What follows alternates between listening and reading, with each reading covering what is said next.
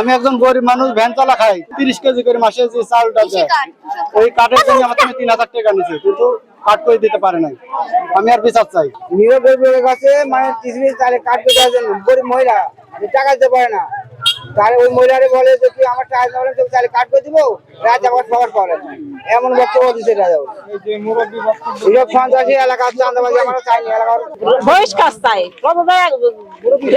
আমরা দলে রাখতে চাই না সন্ত্রাসী চাঁদাবাজি, আমরা চাইনি ওই সন্ত্রাসী চাঁদাবাজি, ওই আমার পাড়ার কোনো কাকও শান্তি দেয় না। তো ইনারা হচ্ছে চাঁদাবাজি থেকে মাদক ব্যবসায়ী, নারী ব্যবসায়ী, নানা রকম ব্যবসা করে। তার আরো সহযোগী আছে আমাদের ওয়ার্ড বিএনপির সভাপতি মতিন গাজী, এদিকে ইনতাজ মিস্ত্রি, আরো সব সহযোগী আছে।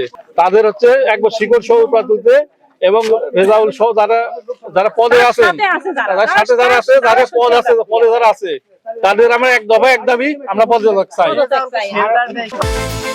বিকাশ পেমেন্টে 10,000 টাকার বেশি অফার, শপিং চলছে তো।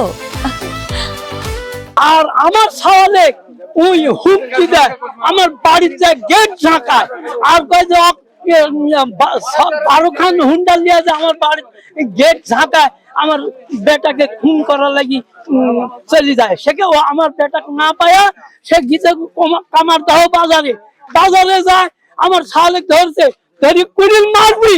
ইতিমধ্যে আমার এক ভাগ্নি ধরছে, ধরি ওখান থেকে ওরে বিদা আদা করে দিয়া আবার পরেক্ষণ আবার 3 হুন্ডারে সন্ত্রাসী পাঠায় দেয় কুড়িল নিয়ে আইসে, আসার পরে জনগণ ধরেছে।